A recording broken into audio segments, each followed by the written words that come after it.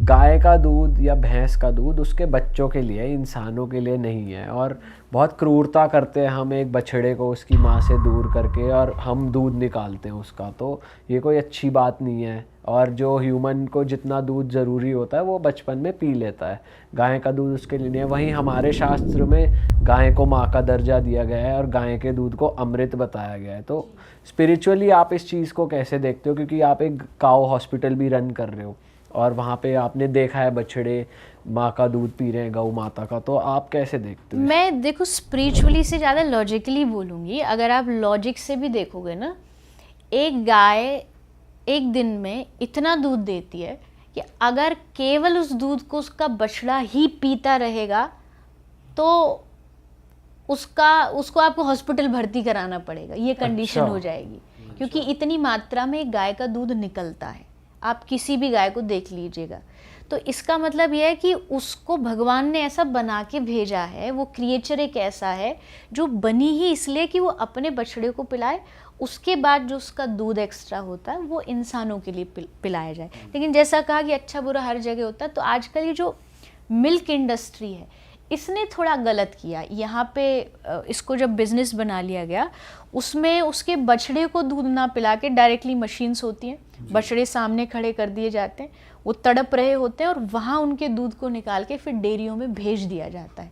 इसकी वजह से आजकल ये जो एक वीगनिज्म भी थोड़ा बढ़ गया है, उसका रीज़न यही है कि लोग को वो चीज़ थोड़ी नहीं पसंद आ रही। वो ठीक भी है, लेकिन इसका मतलब ये नहीं है कि गाय का दूध इंसानों के लिए नहीं है। अगर आप उसे प्रॉपर तरीके से बछड़े को पिला के फिर यूज़ में लोगे तो इतना अमाउंट में दूध होता है कि हम सारे जितने भी धरती के इंसान हैं सबको गाय पाल सकती है।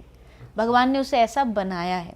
और अगर हम अपने शास्त्र की बात करें तो शास्त्रों में लिखा है गाय का दूध अमृत है, गाय के दूध से शक्ति मिलती है। पहले के ज़माने में कौन सी माँ कॉम्प्लेन पिलाती थी, कौन सा बॉर्नवीटा होता था, सब गाय के दूध पी कर के बड़े हुए हैं, जन्म से लेकर के मृत्यु तक, उनके अंत तक। तो मुझे लगता है मैं वेजिटेरियनिज्म का सपोर्ट करती हूँ, वीगनिज्म का नहीं। क्योंकि वीगन से इसका एक रीज़न मुझे ये भी लगता है कि अगर गाय आजकल ना तो खेती के लिए यूज़ हो रही हैं, बैल मतलब, एक ही थोड़ा बहुत रीज़न बचा है जिसके लिए लोग घर में या अपने जीवन में गाय रख रहे हैं, वो दूध है। अगर वो भी हटा दोगे ना तो जितनी भी बची कुची गायें ये भी स्लॉटर हाउस में कटने जाएंगी। तो मुझे नहीं लगता, मैं इस चीज़ को सपोर्ट करती हूँ। मैं तो चाहती हूँ सब कोई, शहरों में रहने वाले लोग भी गाय का दूध पिए, उसका यूज़ करें। बट मैम, सिंस आप देखते हो बहुत क्लोजली कि गाय को खाना क्या जा रहा है, चारा क्या जा रहा है, क्या उसमें भी मिलावट है? और क्या सच में गायों को इंजेक्शन लगाया जा रहा है कि वो ज़्यादा दूध दें? जी, बड़ी इंडस्ट्रीज़ में हाँ हो रहा है। बड़ी जो डेयरी इंडस्ट्रीज़ हैं उसमें फोर्सफुली गायों को दूध देने के लिए इंजेक्शन्स दिए जाते हैं। बहुत सारी प्रॉब्लम उनको उससे होती है। लेकिन अगर लोकली आप बात करते हैं, इसलिए मैं अपनी कथाओं में जो कहती हूँ कि कोई भी सोसाइटी हो, चाहे आप नोएडा में रहते हो, हर एक सोसाइटी के पास इतनी एक वो होती है कि आप कोई एक दूध वाला भैया रखें और उससे कहें 10 फैमिली मिलके, हम 10 लोग मिलके एक गाय पालना चाहते हैं, आप रखो, हमारी तरफ से आप उसकी टेक केयर करो, और हम 10 लोग को प्योर दूध चाहिए, हमें कोई वैसा मिलावटी दूध नहीं चाहिए। और ऐसी बहुत सारी सोसाइटीज़ हैं, आजकल लोग अवेयर हो रहे हैं धीरे धीरे। एक पुणे में एक किसी कंस्ट्रक्शन वो कंपनी है, उसने बनाई है, उसने हर एक फ्लैट, हर एक जो विला है उसके साथ ये शर्त रखी है कि ये विला उसी को मिलेगा जो घर में गाय रखेगा। और उन्होंने प्रॉपर उसके लिए जगह बना के उनको दी है। तो ऐसी चीज़ें अब धीरे धीरे शुरू होने लगी हैं जिससे लोगों को अवेयर लोग हो रहे हैं और उससे पता लग रहा है कि गाय की क्या महत्वता है। मैम, बट वैसे आजकल ना काफ़ी जैसे डॉक्टर्स लोग भी हैं, वो साइंटिफिकली कहते हैं कि गाय का या फिर बफलो का जो दूध है ये ह्यूमंस के लिए नहीं बना हुआ, नहीं पीना चाहिए। और तो उस पर आपका, उस बारे में आप क्या सोचते हो? नहीं, जो अब देखो, एक संस्कृत में एक लाइन है, मुंडे मुंडे मतिर भिन्ना, मतलब 10 सर तो 10 बातें, 10 विचार। तो हम ये नहीं कह सकते कि मैंने तो ऐसे डॉक्टर्स भी देखे हैं जो प्रिस्क्रिप्शन में लिख रहे हैं कि गाय का दूध पियो। यहाँ तक कि आजकल तो ऐसा भी हो रहा है कि कुछ ऐसी भयानक बीमारियां हैं जो गौ अर्क से ठीक हो रही हैं। गौ अर्क मीन्स गौमूत्र जो होता है, तो डॉक्टर प्रिस्क्राइब कर रहे हैं कैंसर जैसे रोग के लिए भी। तो अब इस पे रिसर्च भी हो चुकी हैं, चल भी रही हैं, आगे भी होती रहेंगी। मुझे नहीं लगता कि ऐसा कोई भी रोग गाय के दूध में है, अगर वो देसी गाय है तो। ये भी दो होती है ना, एक जर्सी गाय होती है और एक देसी गाय। देसी गाय के दूध में कोई भी ऐसी, और उल्टा जितनी भी बीमारियां, आजकल इतनी बीमारियां क्यों बढ़ रही है, क्योंकि खाने में, दूध में, सब में मिलावट, हर चीज़ प्रोसेस्ड है, हर चीज़ में कुछ ना हर कुछ चीज मिला हुआ है। प्रोसेस्ड है। तो अगर गाय का दूध शुद्ध आप पियेंगे तो वो हमारी शक्ति को बढ़ाएगा। ऐसा कुछ भी नहीं है कि उससे हमें रोग होगा या डॉक्टर उसके लिए कभी मना करेंगे। जी मैम, लेकिन अब जैसे ये पूरा कमर्शलाइज हो रहा है, होटल्स, रोड्स और इतनी ज़्यादा कंस्ट्रक्शन। हमारे यहाँ मोहित मरल गोस्वामी जी भी आए थे, जो राधा वल्लभ जी। मंदिर के वो हैं। वो तो कहते हैं कि वृंदावन का नाम तो कंक्रीट वन ही रख दो, क्योंकि इतनी कंस्ट्रक्शन हो रही है, इतना मॉडर्नाइज हो रही है चीज़ें, पहले वाली ऑथेंटिसिटी रही नहीं। आपका क्या टेक है इस पे? क्योंकि अब डेवलप में अभी कॉरिडोर भी आ जाएगा, तो तरीके बदल जाएंगे दर्शन करने के, और हो सकता है अब जो इतने लोगों को दर्शन हो भी रहे हैं वो अलग तरीके से होंगे। तो देखो, कलयुग है यहाँ, तो ऐसा तो होना ही है। कौन सा ऐसा तीर्थ है जहाँ पर आधुनिकता नहीं आ रही, भौतिकवादता आ ही रही है।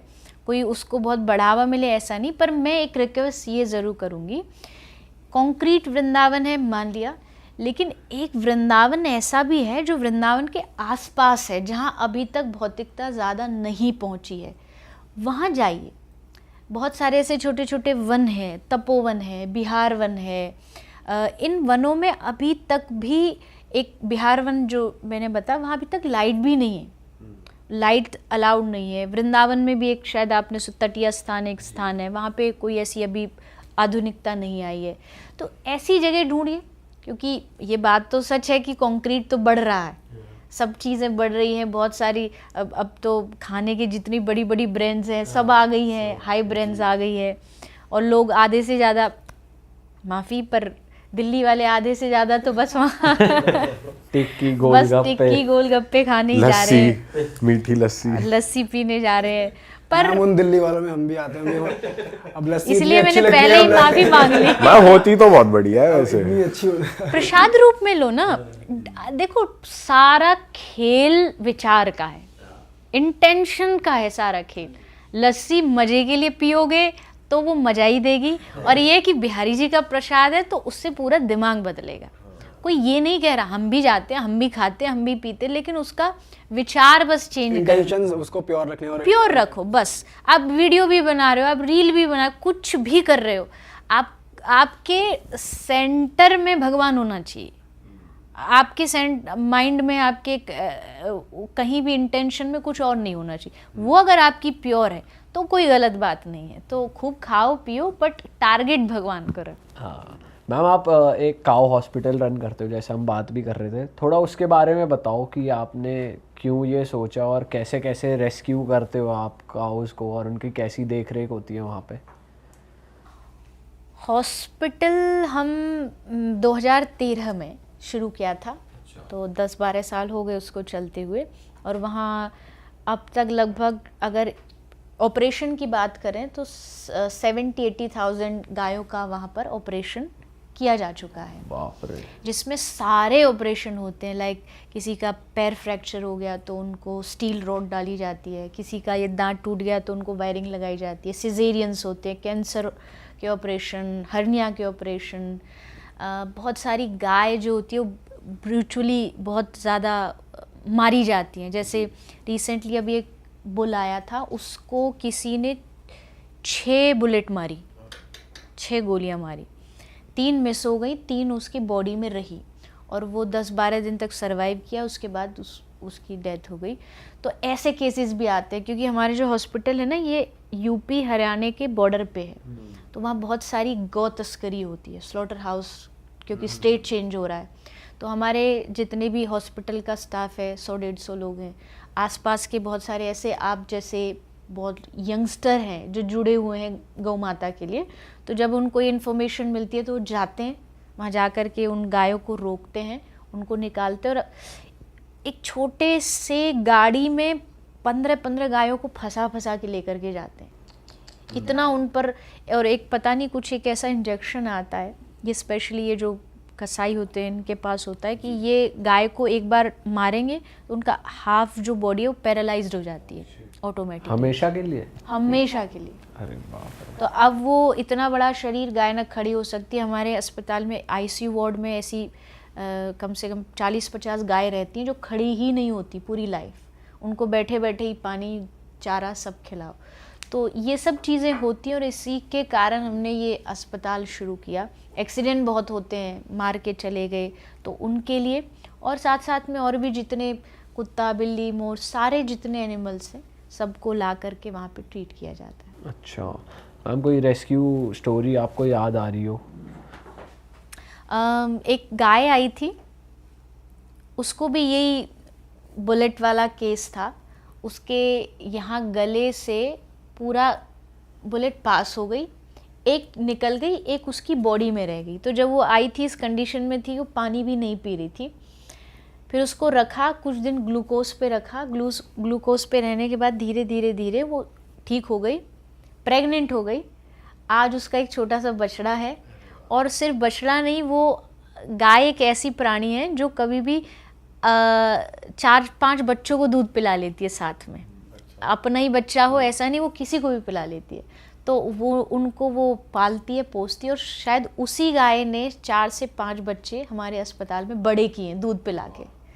तो जहाँ वो एकदम मरने के कगार पे थी, वहाँ उनकी वजह से, उस गाय की वजह से 4-5 बछड़ों का जीवन बचा है। अरे वाह, आपने ये वीडियो यहाँ तक देख ली भाई, तुमने हमारी मेहनत सफल कर दिया। तुम ही लोग हो असली रियल हिट। और अगर आपको बहुत मज़ा आ रहा है ऐसी क्लिप्स में, ऐसी वीडियोस में, तो फटाफट जाइए प्लेलिस्ट पे बिंज वॉच कीजिए और सारी वीडियोस देख डालो और मौज काटो। That is it. हम मिलेंगे नए पॉडकास्ट में, नई क्लिप में। Till then bye bye, see you, take care, do subscribe. Best of real talk online. Okay, bye bye.